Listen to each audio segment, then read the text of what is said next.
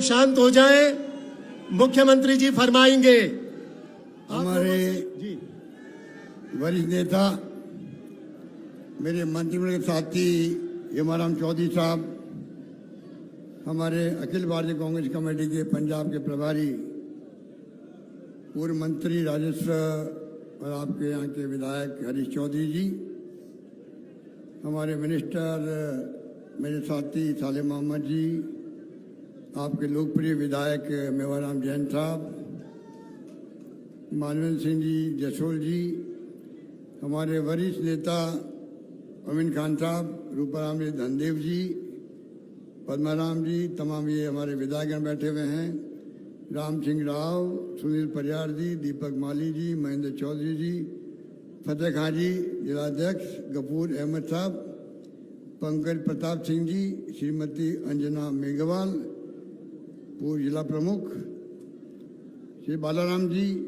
गोपाल राम जी मेघवाल साहब, श्रीमती समा बानू और तमाम सम्मानित मंच और तमाम जो ये सैलाब में पड़ा है, जो आप लोग जिस रूप में बैठे सुबह से ही, और तो और जो हमारे स्टेडियम के ऊपर जो सीटें लगी हुई है वहाँ तक जो लोग बैठे हुए हैं, ये इस बात का प्रतीक है कि आप सबका प्यार, आप सबका आशीर्वाद, आप सबकी दुआएं हम सबके साथ है। और इसी कारण से आप लोग सब पधारे भी हो। मेवाराम जैन जी कह रहे थे कि हम आपको आभार व्यक्त करने के लिए बुलाए हैं। आभार व्यक्त करने की बात नहीं है, ये हमारा जब आपका आशीर्वाद से मैं तीसरी बार मुख्यमंत्री बना हूँ और आपने शायद मेरे 6 सीटें जिताई यहाँ से, तब जाके सरकार मेरी बनी है। अगर आप इस प्रकार से सेव नहीं करते तो सरकार कैसे बनती। इसलिए मेरा फर्ज बनता है कि मैं एक एक पल जिंदगी का जो मेरी बचपन से प्रकृति है, कैसे मैं सेवा करूं मानव मात्र की, प्राणी मात्र की। और मैं कहना चाहूँगा आपको, मैं कहीं मंदिर जाता हूँ, मस्जिद जाता हूँ, गुरुद्वारा जाता हूँ या चर्च जाता हूँ, कहीं जाऊँगा मैं तो मेरी प्रार्थना यही होती है वहाँ पर। मैं नहीं मांगता मुझे आप मुख्यमंत्री बनाओ, मुझे एमएलए बनाओ, मुझे कोई केंद्रीय मंत्री बनाओ। मैं सिर्फ ये प्रार्थना करता हूँ भगवान से कि ब्रह्मांड में जो भी प्राणी मात्र है और मानव मात्र है उसका कल्याण हो, बस यही मेरी प्रार्थना होती है। क्योंकि मैं राजस्थान का हूँ, जिम्मेदारी मुझे राजस्थान की मिली है। सोनिया गांधी जी मुझे विश्वास किया, राहुल गांधी ने विश्वास किया। 3 बार मुख्यमंत्री बनना कोई मामूली बात नहीं होती। देखो, तो मेरा फर्ज बनता है कि जो विश्वास प्रकट किया है उस विश्वास से मैं खरा उतरूं। उसके लिए मैं जी जान से कोई कसर नहीं छोड़ रहा हूं। ये सपना देखते हुए राजस्थान देश के अंदर कम से कम 2030 तक नंबर 1 राज्य कैसे बने। और अब संभावना है, पहले संभावना नहीं थी। मैं बचपन से हरीश चौधरी जी कह रहे थे कि मैं यहाँ पर जब NSU में था तब भी मैं आता था। बाद में MP बन गया, हेमाराम चौधरी MLA बन गया 80 के अंदर, तब भी मैं आया करता था।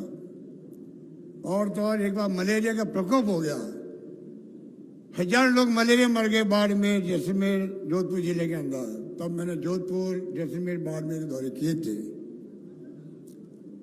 एक PSC गया, CSC गया, सब मुझे आज भी इस बात को स्मरण है मुझे। तो मेरा लगाव हमेशा इस बॉर्डर एरिया से रहा है।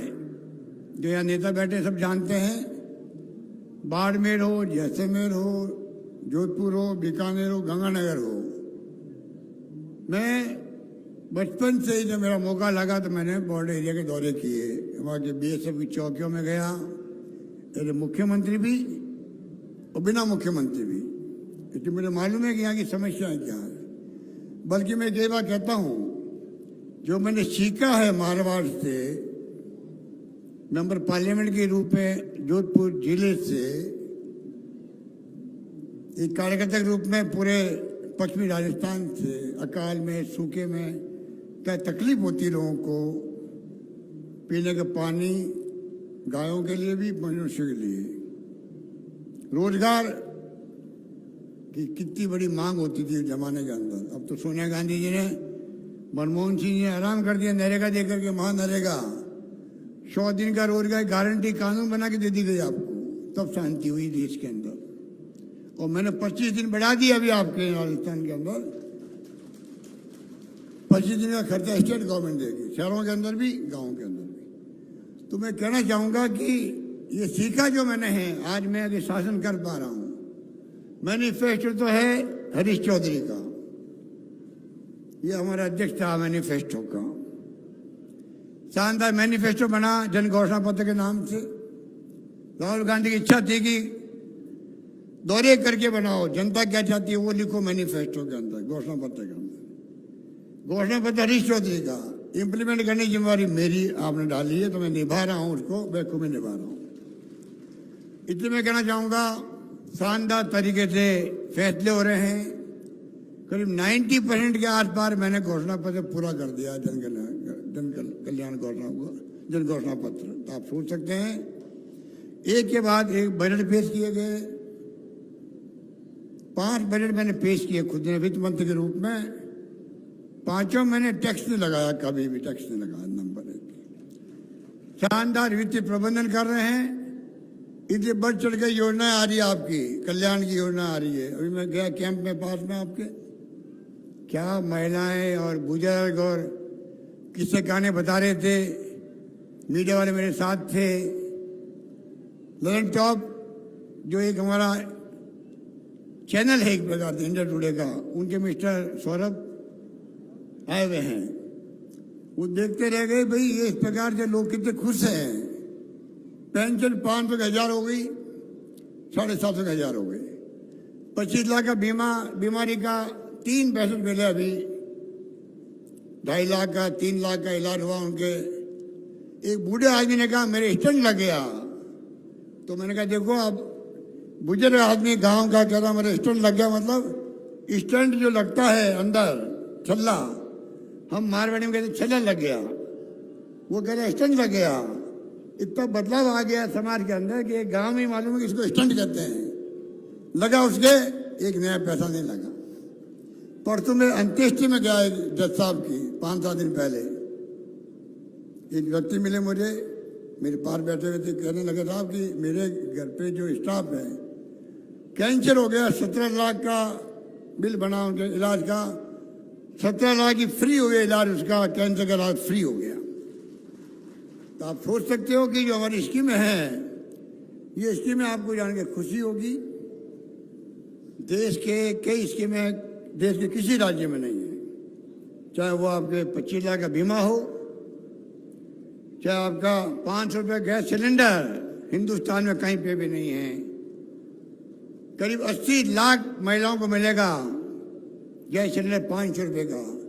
प्रति गैस सिलेंडर 640 रुपये सरकार डीबीटी करेगी, बहुत जल्दी करने जा रही है। स्कीम लागू होगी 1 अप्रैल से। जिसने खरीद लिया 1 अप्रैल को, अप्रैल में खरीद लिया, मई में खरीद लिया, जून आ गया, उन सब के डाटा कलेक्ट किए जा रहे हैं डीबीटी के लिए, बैंक अकाउंट। भारत सरकार ने हमें कोऑपरेट नहीं किया। हमने उनसे मांगा आप दीजिए हमें, हम चाहते हैं कि सबको डीबीटी करना चाहते हैं, नहीं दिए हमें। अब दुकानदार से ले करके हम लोग लाखों बहनों को प्रति गैस सिलेंडर 640 रुपये की वापस उनको लौटाएंगे बैंक के अंदर, उसको डीबीटी कहते हैं। ये हम लोग करने जा रहे हैं।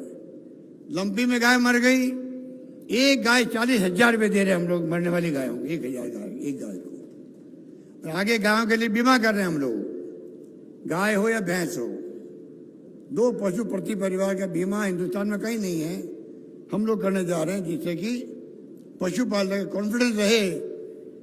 बाय द वे मर भी गया पशु तो कम से कम मुझे 40,000 रुपये एक गाय का, एक भैंस का मिलेगा। 2 गायों का तो 80,000 रुपये मिलेंगे। 5 रुपये प्रति लीटर हम दूध का दे रहे हैं पशुपालकों को, दूध उत्पादकों को, मजबूती से दूध कलेक्शन हो सके। तो एक एक स्कीम सोच समझ के की गई। कर्मचारी को अपने एनपीएस जगह ओपीएस दे दिया। तमाम कर्मचारी बहुत खुश है राजस्थान के अंदर। उनके लिए आरजीएसएस लागू कर दिया। हिंदुस्तान में कहीं नहीं है। केंद्र सरकार की स्कीम है CGHS, उसी ढंग से अब इनका इलाज होगा। मारे मारे फिरना नहीं पड़ेगा डॉक्टरों के पास में, इलाज के लिए जाओ, फिर बिल लेके जाओ, फिर उसे साइन करवाने के लिए चक्कर काटो, फिर अकाउंटेंट के पास जाओ, अकाउंटेंट पता नहीं कब उसका बिल पास करेगा, कितना करेगा, कम करेगा ज़्यादा करेगा, तब जाके उनको पैसे मिलते थे। अब जाओ दुकान पे जाओ दवाइयों के लिए, MRI के लिए जाओ, CT स्कैन जाओ, इलाज के लिए जाओ, कहीं पे भी जाओ, इलाज फ्री होगा, प्राइवेट हो या अस्पताल गवर्नमेंट का हो।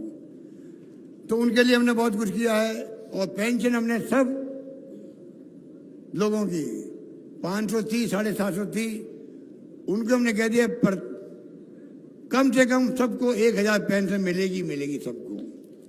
और दूसरा, अब आने वाले सालों में बार बार आपको घोषणा की जरूरत नहीं पड़ेगी, हर साल 15% पैसा अपना बढ़ जाएगा, हर साल बढ़ जाएगा पैसा। इस प्रकार से हमने करीब 500 बच्चों को विदेश भेज रहे हैं। आप सुनिएगा बाड़मेर के लोगों, मैं आपको निवेदन करना चाहूँगा, मेरा नम्र निवेदन है कि डॉक्टर अम्बेडकर जब नौजवान थे, छात्र थे, तो उनको भेजा गया, बड़ौदा के महाराजा के द्वारा भेजा गया पढ़ने के लिए विदेश के अंदर। वो डॉक्टर भीमराव अम्बेडकर स्कूल में छुआछूत होती थी, पानी नहीं पी पाता था, वहाँ पर सबसे छुआछूत होती थी बचपन के अंदर, स्कूल के अंदर भी। उसको बड़ौदा के महाराजा ने भेजा, मान लो पढ़ने के लिए इंग्लैंड भेजा, वो इंग्लैंड भी गए, अमेरिका गए, कई जगह होंगे, पर आज वो अम्बेडकर संविधान निर्माता बन गया देश के अंदर। आज वो देश दुनिया में नाम अम्बेडकर का, डॉक्टर अम्बेडकर, बाबा साहब भीमराव अम्बेडकर नाम हो गया। तो मैं पहले 200 थे, अब 500 बच्चों को भेज रहा हूँ मैं विदेश के अंदर। कहीं जाओ, इंग्लैंड जाओ, अमेरिका जाओ, ऑस्ट्रेलिया जाओ, कनाडा जाओ, जर्मनी जाओ, जहाँ आपका एडमिशन हो जाए, प्रवेश, आप अप्लाई कीजिए। 500 बच्चे जाएंगे पढ़ने के लिए। आने जाने का किराया सरकार दे रही है, वहाँ रहने खाने पीने का सरकार किराया दे रही है, इंतजाम कर रही है, फीस सरकार दे रही है। 2-3 कैटेगरी है, ज़्यादा पैसे वाले हैं तो उनकी फीस हम भर देंगे, किसी को आने जाने का खर्चा दे देंगे, जिस प्रकार की कैटेगरी है वो कर लेंगे। परंतु गरीब आदमी कोई है, आराम से जाए, पढ़ के आए, हो सकता है वो साइंटिस्ट बन जाए, हो सकता है अम्बेडकर की तरह वो भी वकील बन जाए, संविधान विशेषज्ञ बन जाए, टेक्नोक्रेट बन जाए, इंजीनियर बने, डॉक्टर बने, कोई बन सकता है। पर आज उस पर परिवार में ये भावना रहती है, सरकार मेरे साथ खड़ी है, मेरे बच्चों को कोचिंग करवानी है, तो 30,000 बच्चों को हम लोग कोचिंग करवाते हैं। कोटा हो, जयपुर हो, सीकर हो, कहीं पर भी हो, जब कोचिंग क्लासेस करते हैं अनुप्रति योजना के अंतर्गत 30,000 बच्चों की शिक्षा का भार उठा रही सरकार, उठा रही है, क्योंकि गरीबों के पास में कोचिंग करने के पैसे भी नहीं होते कोचिंग जाने के लिए। RT लागू किया सोनिया जी ने और मनमोहन सिंह जी ने, नरेगा, RTE, शिक्षा का अधिकार और भोजन का अधिकार, खाद्य सामग्री का 2 रुपये किलो गेहूं, 3 रुपये किलो चावल, नरेगा, ये 4 क्रांतिकारी काम किए, पार्लियामेंट में कानून बने। वो हम चाहते हैं कि इस रूप में जो है एक 5वां कानून और बने, राइट टू सोशल सिक्योरिटी। जो पेंशन आज देते हैं 1000, मैं चाहता हूं पूरे देश के अंदर जो मजदूर है, जो बूढ़े लोग हैं, जो काम नहीं कर पाए हो जिंदगी के अंदर, और बुढ़ापे में कोई घर में बेटे पोते भी शायद है नहीं है, तो इस लायक नहीं कि वो उसका खर्चा उठा सके, परिवार का ध्यान रख सके। सरकार की ड्यूटी है। हम बातें बहुत बड़ी बड़ी करते हैं आजकल। तो मैं प्रधानमंत्री मोदी जी से कहना चाहूँगा, राइट टू सोशल सिक्योरिटी, सामाजिक न्याय के लिए, सामाजिक के लिए राइट टू सोशल सिक्योरिटी, सामाजिक सुरक्षा का अधिकार का कानून पास करो पार्लियामेंट के अंदर। सबको सुरक्षा दो, देशवासियों को, जिसको जरूरत है उसको सुरक्षा दो, तब जाके के हैप्पीनेस इंडेक्स बढ़ेगा। खुश रहने का परिवार के अंदर जज्बा पैदा होगा, भाई मुझे कम से कम सरकार मेरे साथ खड़ी है। यहाँ की बात नहीं कर रहा हूं, दुनिया के मुल्कों में ये है, जो विकसित राष्ट्र है वहां ये सब व्यवस्थाएं हैं, ये व्यवस्था देश में लागू होनी चाहिए, वो समय आ गया है। इसलिए मैं कहना चाहूंगा कि इस प्रकार से हमने जो व्यवस्था करी है, मैं चाहता हूं कि हम सब मिलकर के राजस्थान को उस तरफ ले जाएं। लंबी रोग, अब बताइए 40,000 रुपये प्रति गाय सरकार दे रही है लंबी रोग में मरने वाली गायों को। 50-60 लाख गायें जो भी है हजार, उनको जल्दी हम लोग डीबीटी करने वाले हैं, उनके परिवार वालों को, लंबी रोग में मरने वाली गायों को, और आगे उनके लिए बीमा भी कर दिया गया।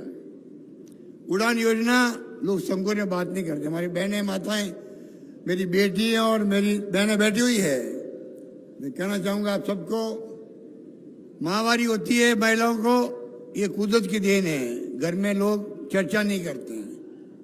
बचपन में माँ भी अपने बेटे को नहीं कहती थी कि ये क्या होता है, कोई उनको बहाना करती थी कि आज कोई हाथ लग गया, आज मैं उपवास किया हुआ, पता नहीं क्या क्या कहते थे।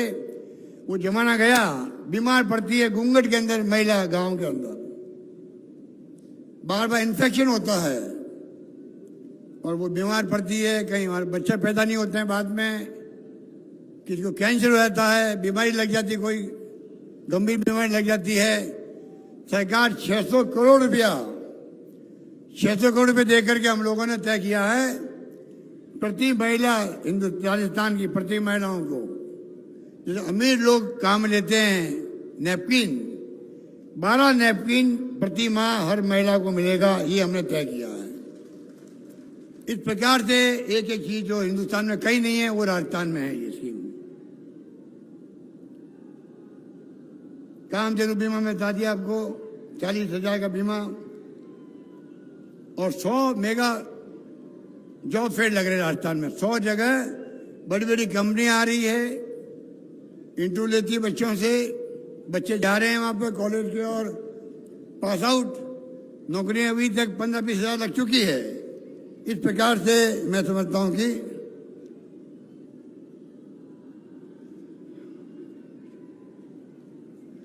तो आप सोच सकते हो कि यही भावना हम सबकी है कि मेगा जॉब फेयर लगाने की मैंने घोषणा की बजट के अंदर 100।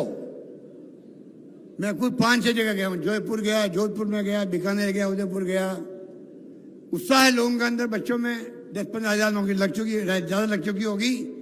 100 मेगा जॉब फेयर लगेंगे, बाड़मेर में भी लगेगा, सब जगह लग रहे हैं नौकरियों के लिए, क्योंकि राहुल गांधी की यात्रा थी, उसमें था महंगाई, बेरोजगारी, नॉन वायलेंस, हिंसा नहीं होनी चाहिए, प्यार से मोहब्बत से सब रहो, हिंदू मुस्लिम सिख ईसाई फारसी जैन जो भी है, तनाव नहीं होना चाहिए। जब तनाव होता है, हिंसा होती है और विकास रुक जाता है, वो नहीं होना चाहिए। ये उनका थीम थी।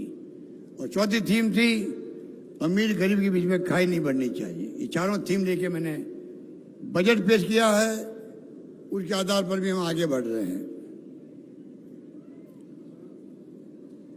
और तो और महिलाएं बैठी हुई है, मैंने जन आधार कार्ड में महिलाओं को बनाया मुखिया घर का,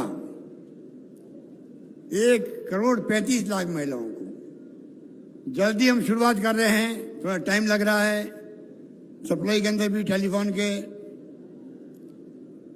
40 लाख महिलाओं को पहले फेज के अंदर जल्दी हम चाहेंगे 1,35,00,000 महिलाओं को स्मार्टफोन देंगे। हम लोग सब महिलाओं को स्मार्टफोन देंगे,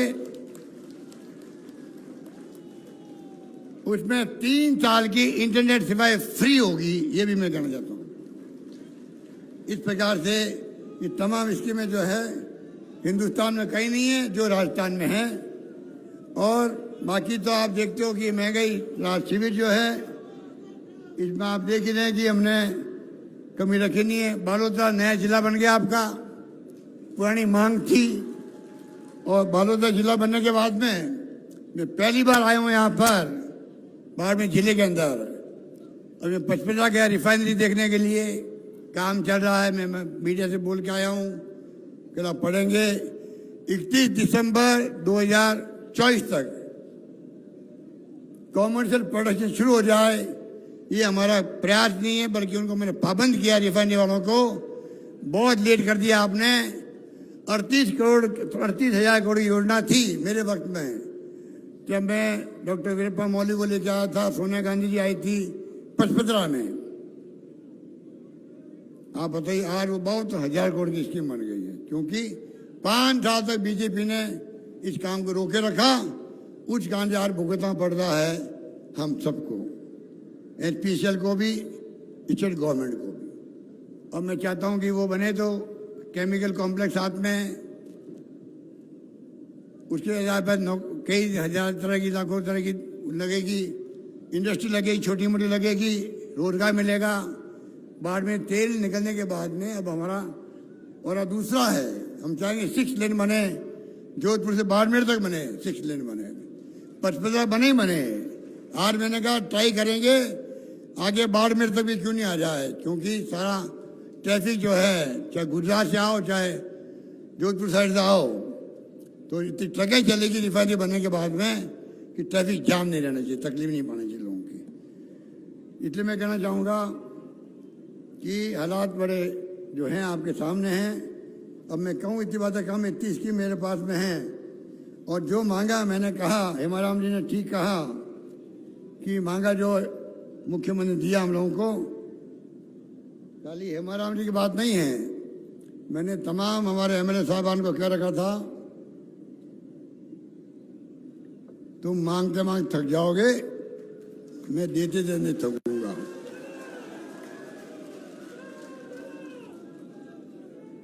मांगते मांग थक जाओगे, मैं देते देते नहीं थकूंगा। पर मुझे नहीं मालूम था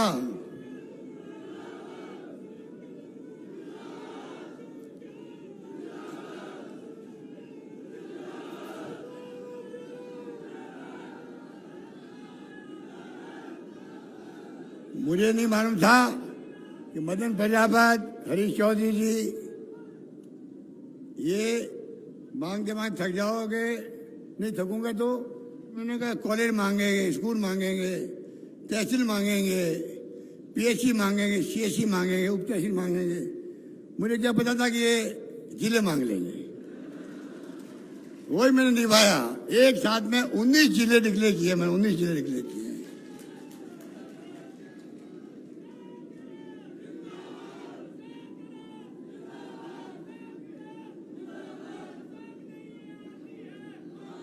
तो मैं कहना चाहूंगा आपको कि आप निश्चिंत रहो, जो मांगा मैंने दिया है, मना नहीं किया है। और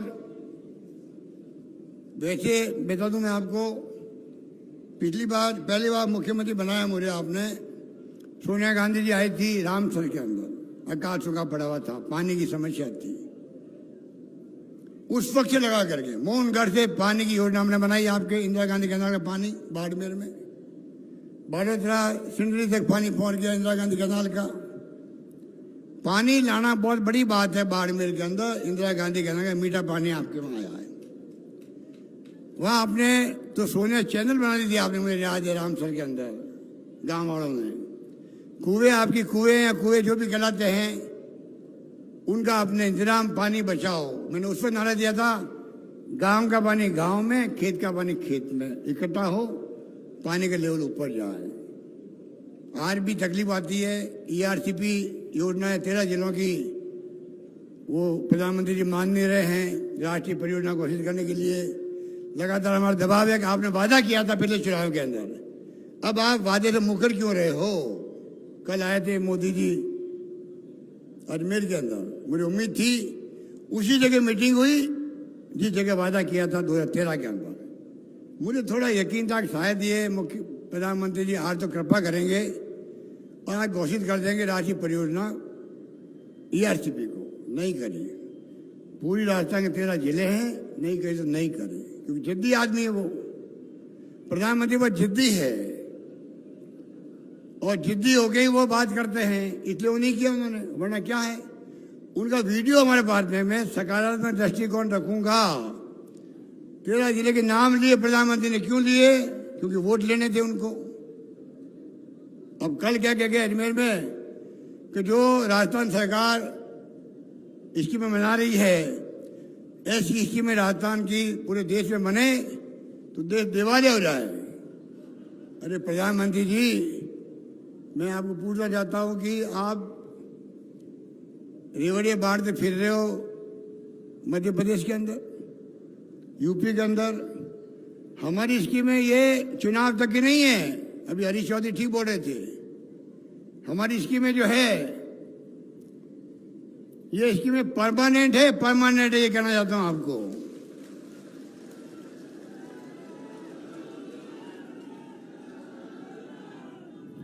अगर मैंने कहा है 25 लाख का बीमा होगा, 25 लाख का बीमा होगा तो 25 से 30 हो सकते हैं, 20 नहीं होने वाले हैं, ये मैं कहना चाहता हूं। क्योंकि आपको शायद जानकारी है, हमने स्वास्थ्य का अधिकार कानून पास किया है असेंबली के अंदर। ऐसा हिंदुस्तान में दुनिया में कहीं नहीं होगा। राइट टू हेल्थ तमाम हिंदुस्तान के अखबारों ने लिखा है, उसको संपादक लिखे हैं। और ये कहा 20 साल पहले सुप्रीम कोर्ट ने कहा था जो बात, वो राजस्थान गवर्नमेंट ने पूरी करी है। राइट टू हेल्थ का कानून बन गया, जैसे पार्लियामेंट में बनाए थे सोनिया गांधी जी ने और डॉक्टर मनमोहन सिंह जी ने, वैसे कानून बना के पास किया हम लोगों ने। कोई बात इसको बंद नहीं कर सकता। स्वास्थ्य का अधिकार मिल गया आप सबको। आपके इलाज का खर्चा उठाने की जिम्मेवारी किसकी है? सरकार की है, ये मैं कहना चाहता हूं आपको। इस प्रकार की फैसले हमने किए हैं। 25 दिन बढ़ा दिए हमने नरेगा में, हम वापस कम करेंगे चुनाव के बाद में। ये काम हमारा नहीं है, यूपी में जरूर हुआ है। जो किट बटा है वहां पर चुनाव के वक्त में खाद्य सामग्री का, मैंने चुनाव के बाद में उसको बंद कर दिया गया। ये हम लोग उसमें नहीं है, हम लोगों ने दिए हैं। स्कीमें हमारी परमानेंट स्कीमें हैं और मजबूत होगी। ओपीएस के पीछे नहीं हटने वाले हैं। लागू है तो लागू है, सोच समझ के किया उसको भी हम लोगों ने। इस प्रकार से जो है ये काम हो गए हैं। प्रधानमंत्री जी को पूछो, आप क्या दिवालिया हो जाएगा? अरे कर्जा तो लेके सरकारें चलती दुनिया भर की, ये तो वित्तीय प्रबंधन होता है। उनको मैं पूछना चाहूंगा, 2014 में सरकार उनकी बनी थी, कर्जा था भारत सरकार पर 55,000 करोड़। आज कितना हो गया? 155,000 करोड़ हो गया। 155,000 के लाख है रे, ये सब 155 लाख है। तो चुप क्यों बैठा भैया? 55 लाख करोड़ का था कर्जा भारत सरकार पर। 55 का हो गया, 155 लाख करोड़ हो गया कर्जा। पूछो उनको, आप कर्जा कैसे ले रहे हो? बिना भारत सरकार की परमिशन से कोई राज्य सरकार 1 लाख का कर्जा नहीं ले सकती है। और वो तभी परमिशन देते हैं आपको तब आपका वित्तीय प्रबंधन शानदार हो, पैरामीटर शानदार हो। कितना रेवेन्यू आ रही है आपकी, कितना खजाना भर रहा पैसे से, कितना खर्च कर रहे हो आप विकास के लिए, तनख्वाहों के लिए, मजदूरी के लिए, तमाम तय होता है तब जाके कर्जा मिलता है। इसलिए मैं कहना चाहूँगा कि इनके आपके यहाँ जो संजीवनी एक मामला संजीवनी का, बाड़मेर के लोग सबसे ज़्यादा दुखी है उसमें। संजीवनी में 2-2.5 लाख परिवार बर्बाद हो गए हैं। मेरे पास 3 बार आए वो, 50-100 लोग आए मेरे पास में, आंखों में आंसू आ रहे हैं उनके। क्या क्या किस्से गाने सुनाए, मैं तो खुद भावुक हो गया। किसी के 1 करोड़, किसी के 50 लाख, किसी 25 लाख। क्या कमाल है बूढ़े बूढ़े लोगों के। एक तो बेचारा जो संघर्ष कर रहा है, कमेटी बनाई है 3-4 लोगों की, संघर्ष करने वाला पढ़ा लिखा आदमी है, नाम मैं भूल गया। वो कह रहे मेरे पिताजी जो है उनके बाईपास होना है, उन जिद पकड़ रखी है। मैं तो पैसा जब आएगा संजीवनी का वापस तो ही मैं इलाज करवाऊंगा। अरे अभी तो हमने फ्री कर दिया इलाज, उनको मैं कहूँगा भाई अब तो करवा लो इलाज। जिद पकड़ रखी है। कहने का मतलब 2-2.5 लाख लोगों के पैसे डूब गए। और हमारे जोधपुर के एमपी साहब शेखावत साहब, इतना इम्पोर्टेंट पोर्टफोलियो प्रधानमंत्री ने दिया होगा, हो सकता है दिमाग में ये बात होगी कि सिंचाई और पीने का पानी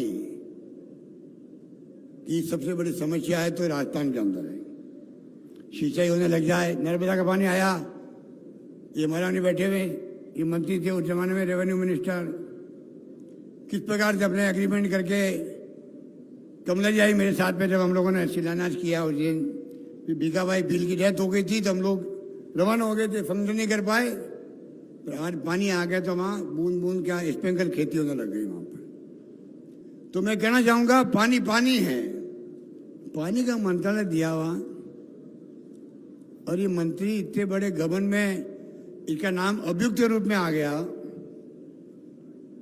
लोग जेलों में बैठे, कई लोग तो इनके साथी, साल हो गए, 2 साल हो गए, छूट नहीं रहे हैं, ये केंद्रीय मंत्री बने फिरते हैं,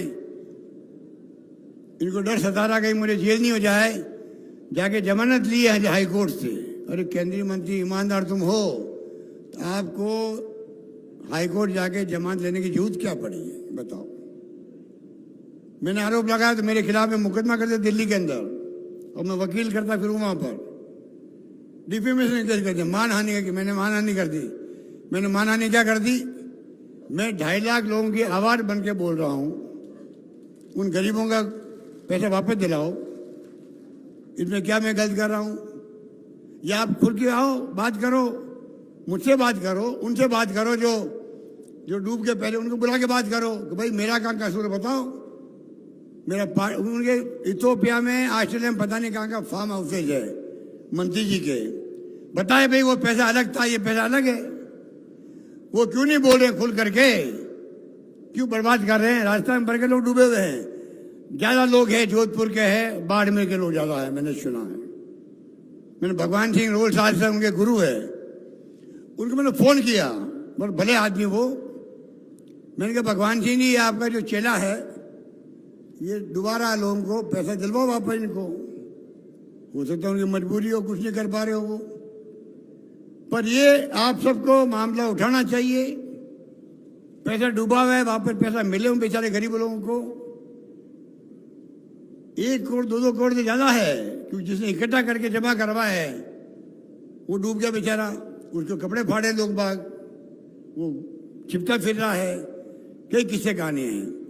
इसलिए मैं कहना चाहूंगा मोदी जी, राजस्थान तो दिवालिया होगा नहीं, आपके मंत्रियों का दिमाग जो है उनका दिवालियापन निकल गया है, तो उनको ठीक करो, ठीक करके उनको आप समझाओ।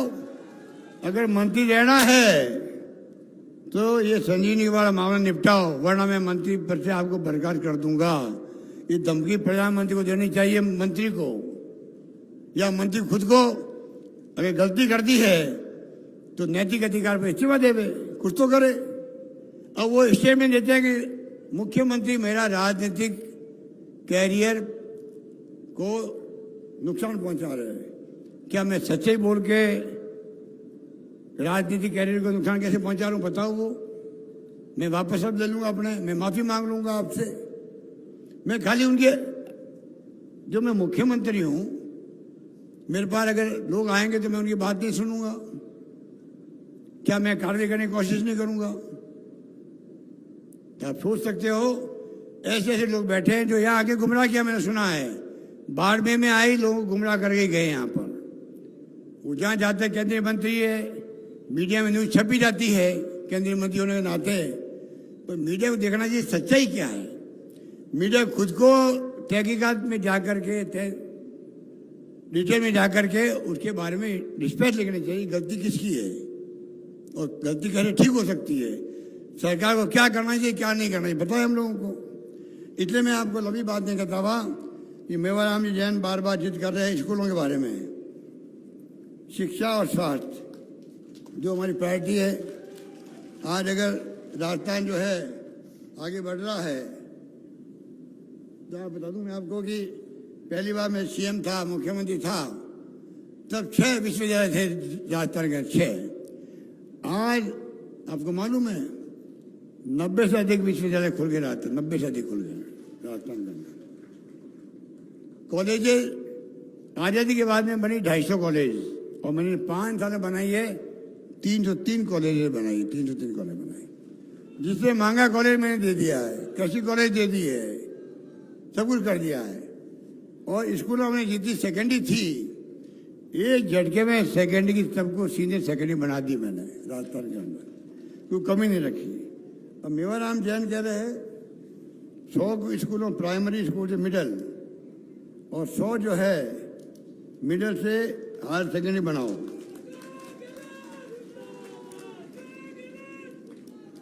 तो ये जो है एक तो आपकी मांग ये है, एक जो है टांके की बात की टांके की टांका पहले आपके यहाँ पर 3 लाख का टांका बनता था, बीजेपी की गवर्नमेंट आई तो उन्होंने कर दिया 2 लाख का टांका कर दिया। हमारी गवर्नमेंट आई हमने वापस 3 लाख का कर दिया। तो उसमें कोई व्यवधान आया दिखता मैंने सुना है, तो मैं घोषणा करना चाहूँगा। पहली बात तो टांका है उसकी लिमिट 3 लाख तक ही रहेगी टांकों की, एक तो मैं ये कहना चाहता हूँ। और एक मैं कहना चाहूँगा आपको कि आपके जो स्कूलें हैं, क्योंकि जैसलमेर बाड़मेर का एरिया जो है बहुत लंबा चौड़ा है, एक गांव दूसरे गांव की दूरियां बहुत लंबी है। ये बात हम बार बार कह रहे हैं केंद्र सरकार को, मोदी जी को। हमारे एक गांव से दूसरे गांव में बिजली पहुंचानी हो, पानी पहुंचाना हो, सड़क बनानी हो, यूपी से और बिहार अन्य राज्यों से कई गुना ज़्यादा पैसा खर्च होता है, क्योंकि लंबी लंबी दूरी हमारे गाँव की है, एक गांव दूसरे गांव की। ढाणियों में लोग रहते हैं, ढाणियों पहुँचाना है और ज़्यादा खर्च होता है, चाहे बिजली पहुँचाओ चाहे आप सड़क बनाओ। ये बात समझ में नहीं आ रही केंद्र सरकार की। हम तंग आ गए हैं कहते कहते। आप समझो राजस्थान की भौगोलिक स्थिति को। राजस्थान आज देश में छत्तीसगढ़ अलग बन गया मध्य प्रदेश से, उसके बाद में सबसे बड़ा भौगोलिक दृष्टि से स्टेट राजस्थान है देश का। आपको समझना चाहिए कि आप यहाँ पर स्कीम बनाओ, हमें उस पर इमदाद करो जिससे कि हम आराम से पानी पहुँचा सकें, सड़क बना सकें, बिजली पहुँचा सकें। राज्यों के पास इतना पैसा होता नहीं है, पर अभी तो वो मान नहीं रहे हैं। बल्कि JJM जल जीवन मिशन पहले हमारे कांग्रेस वक्त में 90-10% था पैसा, इन्होंने कर दिया 45% और 10% पैसा जनता से लो। मैंने घोषणा की बजट के अंदर 10% का पैसा जो है जनता का जो हिस्सा है वो सरकार स्टेट गवर्नमेंट देगी, जनता से हम पैसा वसूल नहीं करेगी, मैंने घोषणा कर दी है।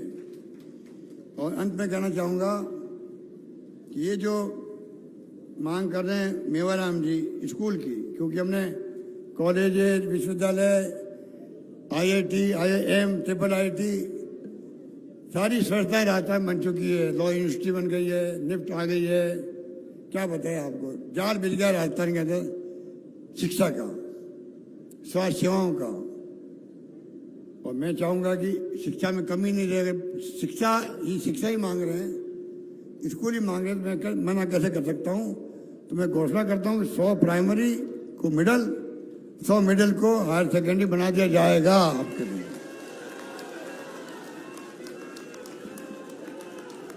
यही बात कहता हुआ मैं अपनी बात समाप्त करता हूँ। धन्यवाद। आप लोग पधारे उसके लिए आपका शुक्रिया, बहुत बहुत धन्यवाद। धन्यवाद। जय हिंद।